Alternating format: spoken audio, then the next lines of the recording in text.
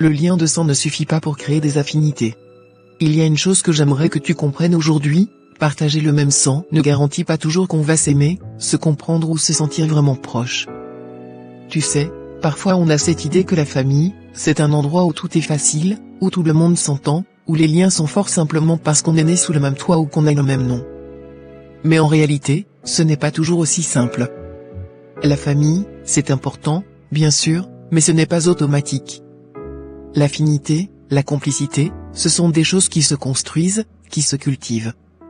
Et souvent, ce sont nos valeurs, nos expériences communes, nos objectifs et nos façons de voir le monde qui nous rapprochent plus que n'importe quel lien de sang.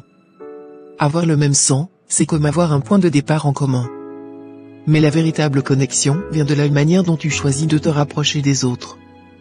Des fois, tu te rendras compte que ceux qui te comprennent le mieux, ceux qui te soutiennent sans condition, ne partagent pas forcément ton ADN. Et c'est correct. En fait, c'est même libérateur de savoir que tu peux créer ta propre famille avec les gens qui te correspondent vraiment. Alors, sois reconnaissant pour ta famille biologique, mais n'oublie pas que tu as le pouvoir de t'entourer de personnes qui te ressemblent vraiment, qui partagent tes valeurs, tes rêves, tes envies. La famille que tu choisis peut être aussi puissante, voire plus forte encore, que celle dans laquelle tu es né. Tu as en toi la capacité de te créer un entourage solide, un cercle qui te ressemble et qui te respecte pour qui tu es vraiment. Ne te laisse pas limiter par le seul fait d'avoir un lien de sang. Ce qui compte, c'est la loyauté, la compréhension et l'amour que vous partagez, bien plus que n'importe quelle ressemblance familiale. Alors va, construis des liens qui te font du bien.